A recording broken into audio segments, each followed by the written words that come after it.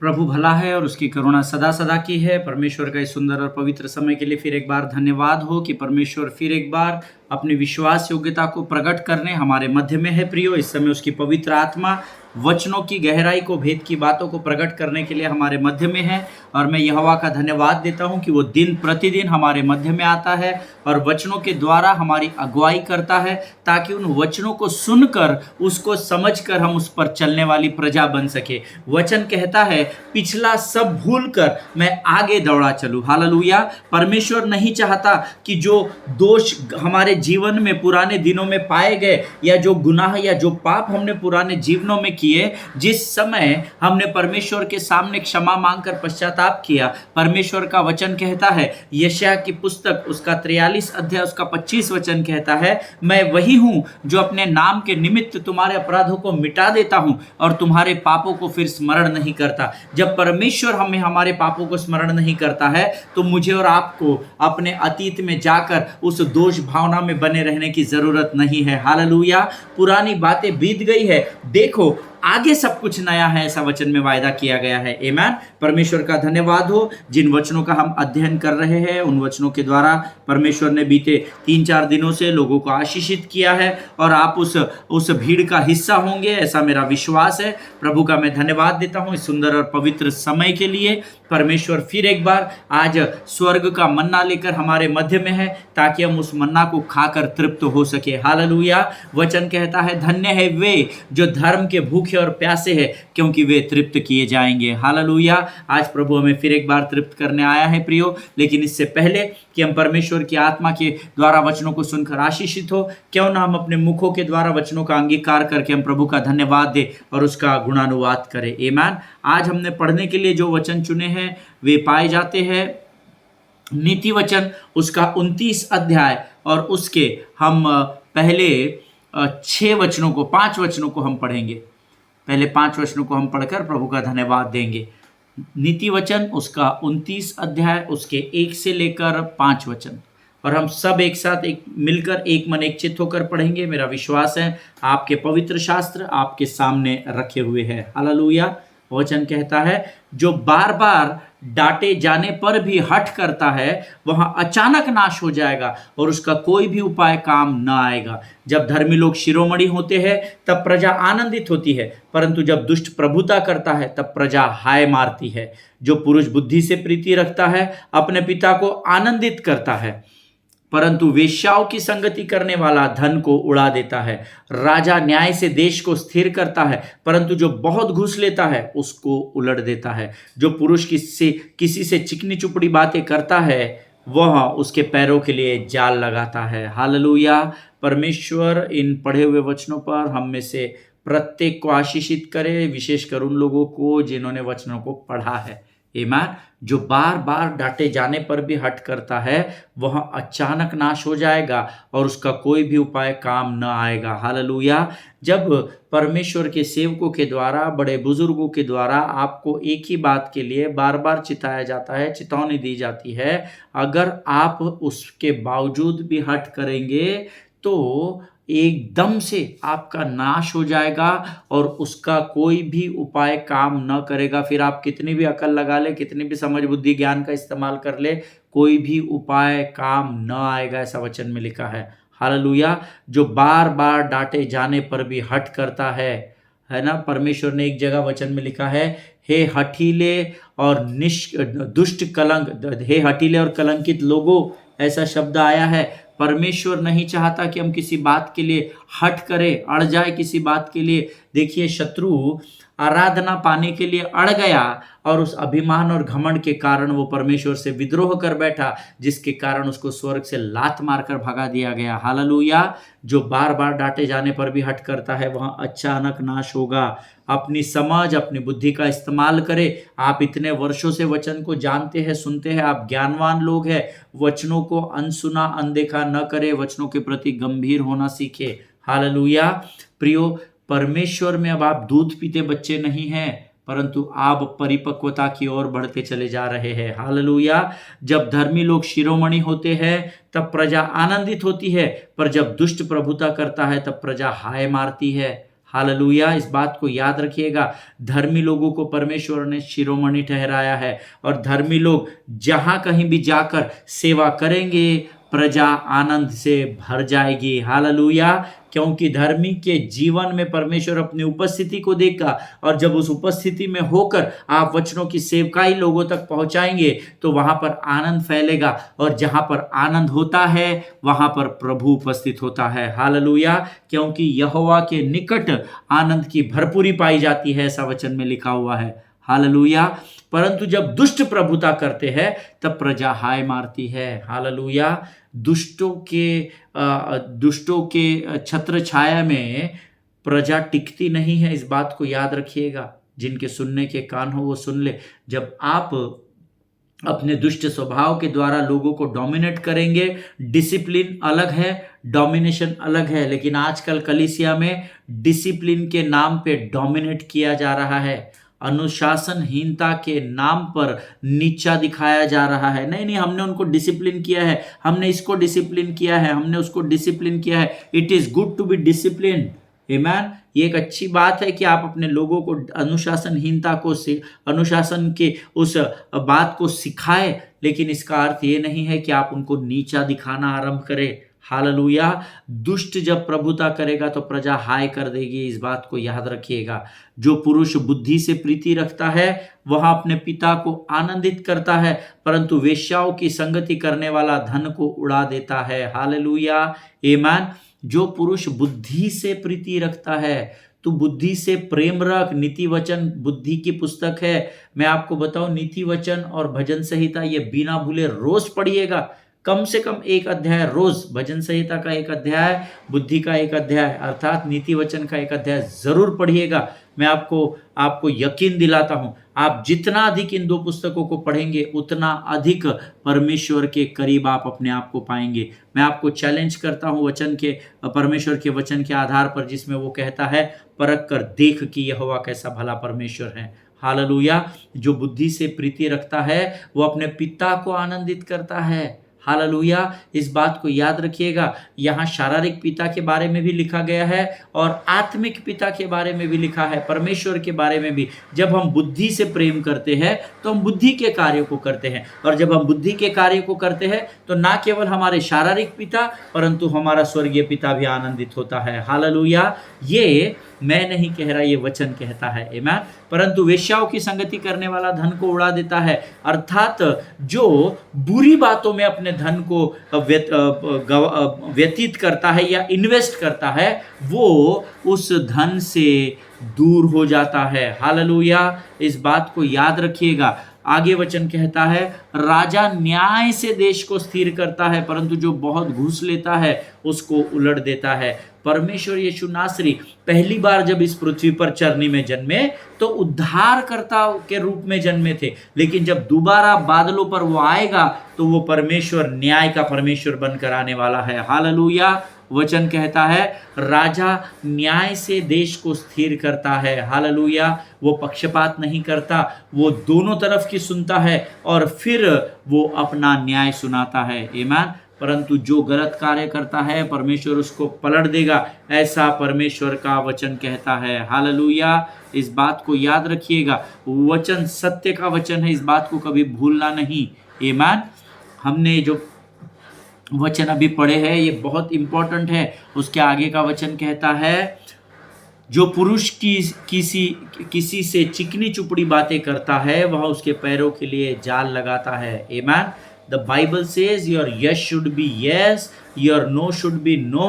There should be no manipulation in the word of God. वचन में ना तो तू कुछ घटाना ना तो तू कुछ बढ़ाना। वचन जैसा दिया गया है वैसा ही तू उसका प्रचार करना। हालेलुया, परमेश्वर इन बातों को समझने में आपकी सहायता और मदद करे। प्रभु का धन्यवाद दें इन वचनों के लिए। और आइए इस समय हम अपने वचनों की ओर बढ़े, उससे पहले हम अपना समर्पण परमेश्वर को करें। खुदावंद प्रभु यीशु मसीह के मीठे और मधुर नाम के लिए हम तुझे धन्यवाद देते हैं राजा। फिर एक बार तूने आज वचनों के द्वारा हमसे बातचीत की, हम धन्यवाद देते हैं प्रभु। आने वाले जो भेद की बातों को तू हम पर प्रकट करने जा रहा है राजा, उसे समझने के लिए लगने वाली स्वर्गीय बुद्धि और ज्ञान और समझ से भरकर हम में से हर एक को तू तैयार कर राजा। प्रभु जैसे हम यहाँ पर बैठे हैं वैसे हम वापस न लौटने पाए राजा, परंतु तुझसे वचन और ज्ञान की बातों को समझ कर ही हम लौटने पाए, ऐसा तू होने दे। शत्रु की हर एक युक्ति योजनाओं का खंडन यीशु नासरी के नाम से हम अपने जीवन से करते हैं राजा। अपने आप को यीशु मसीह के लहू में डुबो देते हैं और इस विनती को धन्यवाद और पूरे विश्वास के साथ हमारे उद्धारकर्ता जीवित परमेश्वर यीशु नासरी के मीठे और पवित्र नाम में मांगते हैं। सुनिए और बड़ी दया से ग्रहण करें। आमीन आमीन हालेलुया। फिर एक बार यीशु मसीह के मीठे और मधुर नाम में आप लोगों का स्वागत करता हूं इस सुंदर समय के लिए जो परमेश्वर ने हमारे जीवन में दिया, उसके लिए प्रभु का धन्यवाद दे। हमने पिछले कुछ दिनों से एक विषय को हम सीख रहे हैं, हम उस निराशा की आत्मा से हमको कैसे सतर्क रहना है, कैसे बचना है, क्योंकि मैंने आपको बताया निराशा आपको मृत्यु की ओर ढकेलती है। This is the beginning. Discouragement एक शुरुआत है, धीरे धीरे धीरे धीरे वो आपको मृत्यु की ओर ढकेलती है। और हमने उसकी कुछ बातों को, 3 बातों को हमने सीखा था। आज हम चौथी बात सीखेंगे, एंड दैट इज, जो लोग नोट्स लिखते हैं, नोट्स बनाते हैं, वो लोग लिख ले। One of the more symptom of discouragement is paralysis, है ना। वो हमें, जब हमारे जीवन में निराशा आती है तो निराशा हमको पैरालिसिस के रूप में बदल देती है, हमको एक लकवे के रोगी के नाई हमारे जीवन को निराशा बना देती है।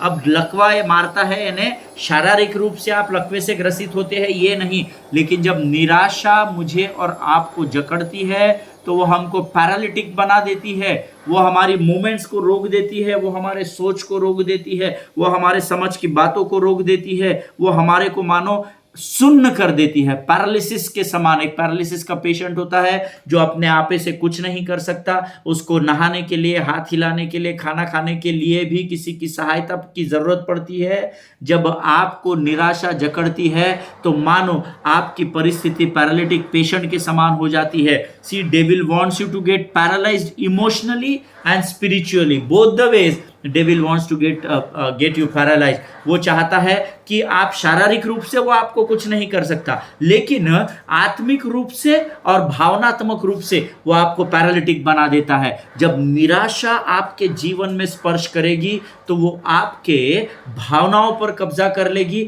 आपके आत्मिक बातों पर कब्जा करेगी और आप अपने आपे से बाहर हो जाएंगे। आप खुद से कुछ भी निर्णय लेने की परिस्थिति में नहीं रहेंगे। आमीन। जब आपको निराशा आती है, उस निराशा का लोग फायदा भी उठाते हैं। शत्रु आपके स्पिरिचुअल और इमोशनल एरियाज को पैरालाइज कर देता है। Hallelujah. The discouragement will freeze your actions. जो निराशा होती है वो आपकी क्रियाओं को रोक देती है। हालेलुया।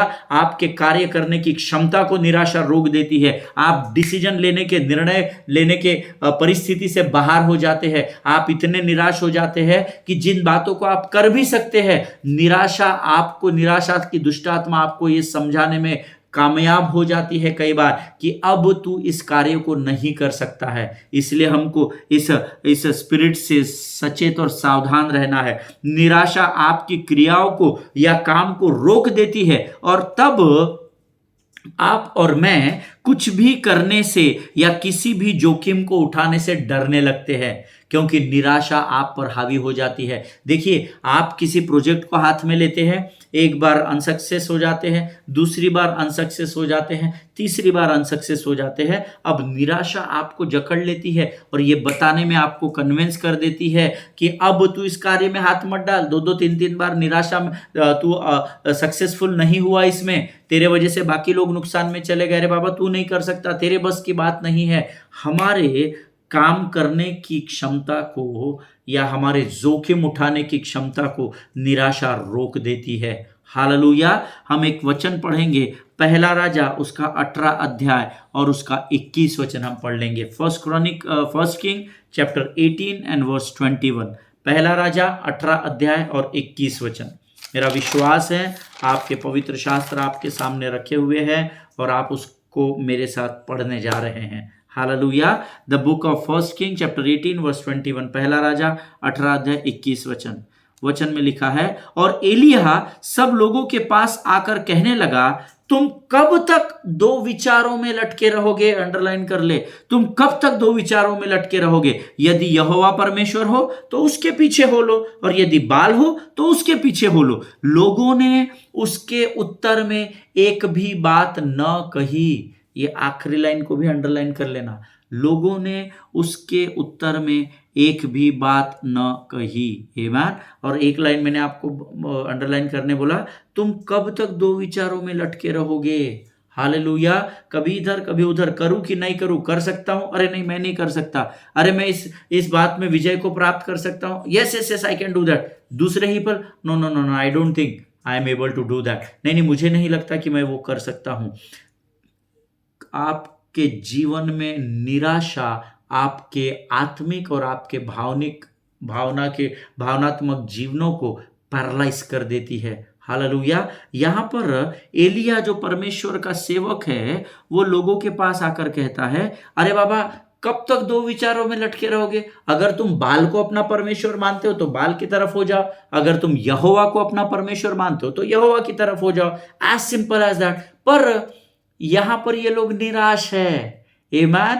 और निराशा ने इनको क्या किया है? निराशा इनको आत्मिक और भावनात्मक दोनों रूप में सोचने के निर्णय को, डिसीजन मेकर नहीं बना पा रहे हैं ये अपने आप को। और अंतिम वचन लिखा है, लोगों ने उसके उत्तर में एक भी बात न कही, क्योंकि वे पैरालाइज्ड हो गए थे, spiritually and emotionally, in both the veg. देखिए, अगर आप सतर्क और सचेत नहीं रहेंगे तो निराशा आपके बढ़ती पर, आपके एडवांसमेंट पर रोक लगा देती है। आमीन। इसीलिए निराशा में कभी नहीं जाना।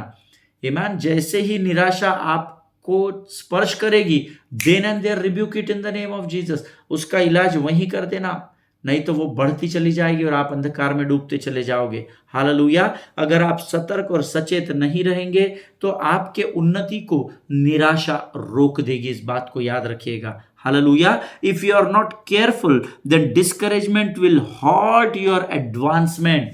हालेलुया। रोक लगा देगी आपके बढ़ती पर, आपकी महिमा से महिमा के बढ़ने की और विजय से विजय की ओर बढ़ने का जो आपका मार्ग है, उस पर फुल स्टॉप लगा देगा निराशा की आत्मा आपके जीवन में। आमीन।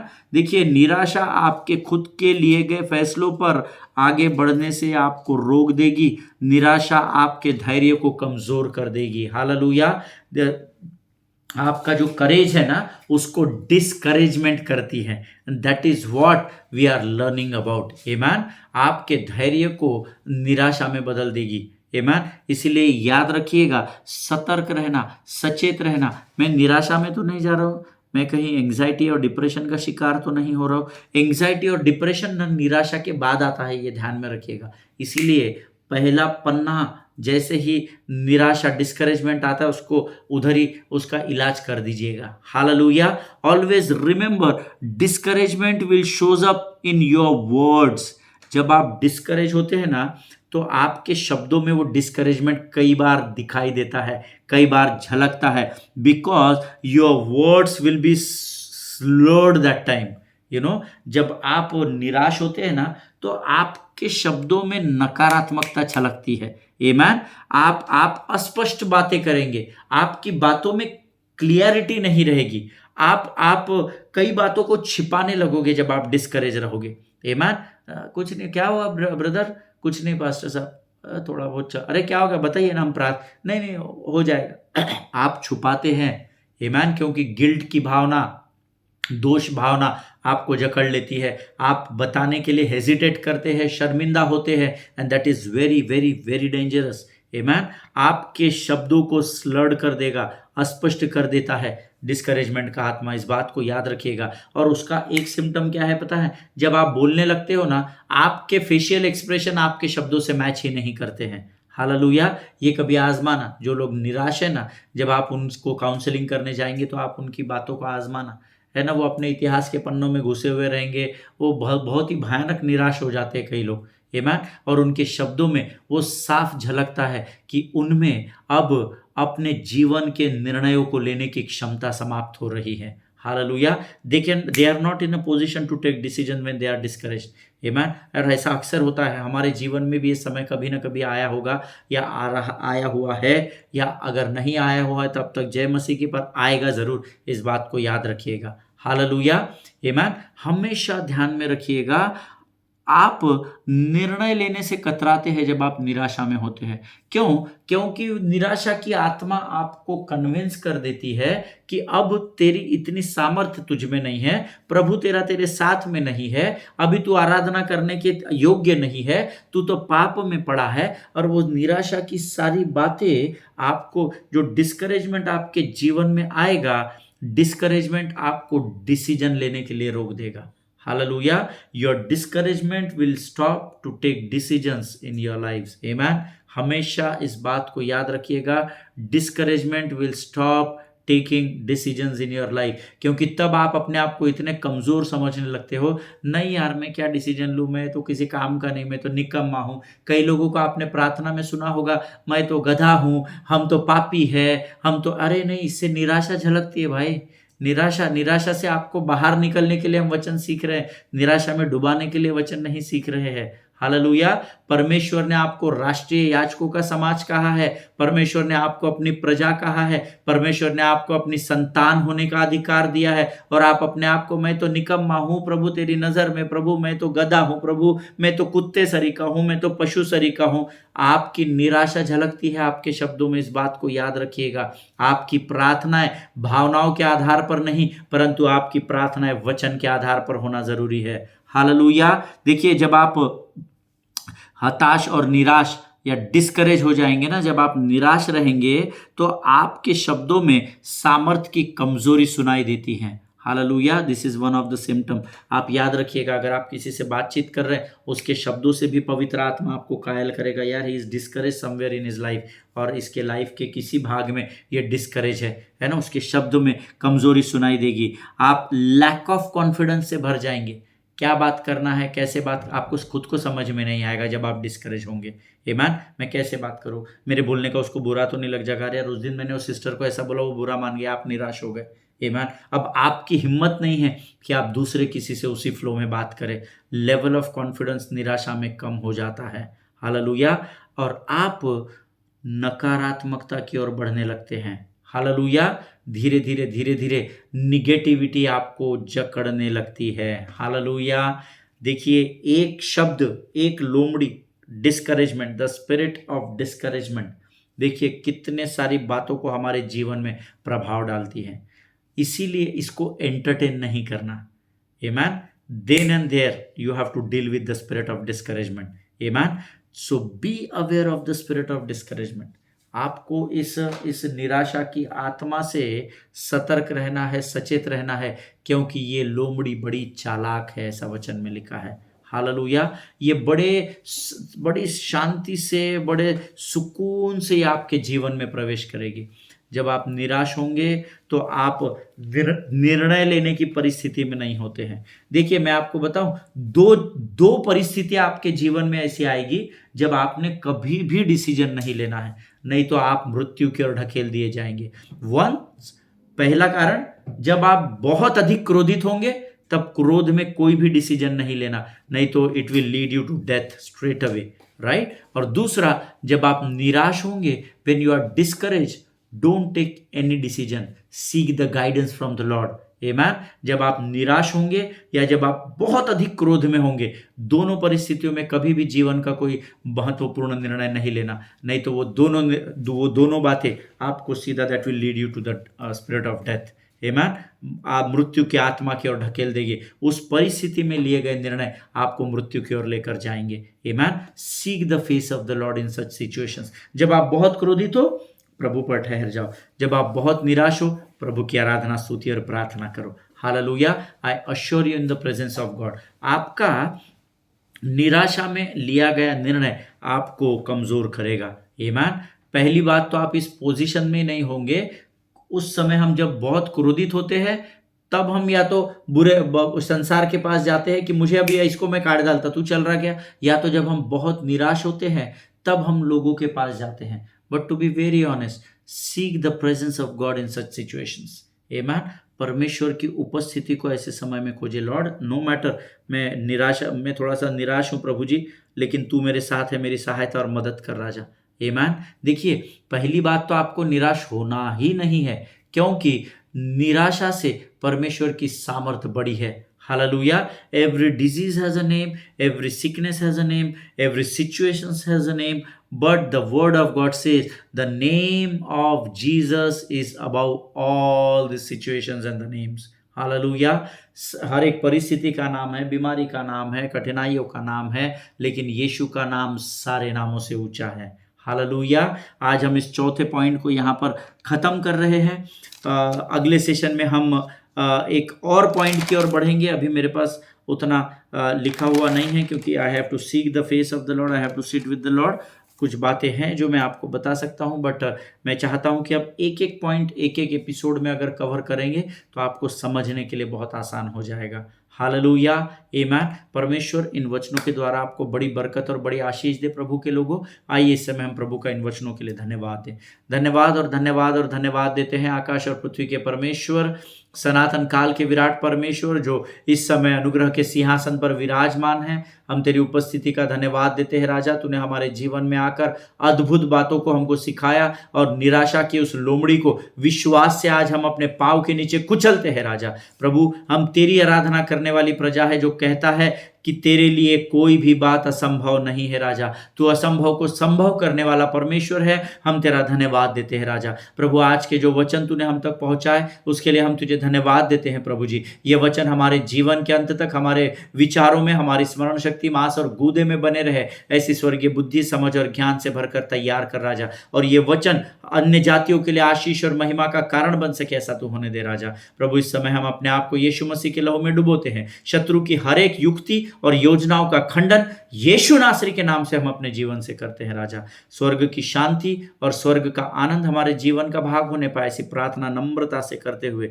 इस विनती को धन्यवाद और पूरे विश्वास के साथ हमारे उद्धारकर्ता जीवित परमेश्वर यीशु नासरी के मीठे और पवित्र नाम में मांगते हैं। सुनिए और बड़ी दया से ग्रहण करें।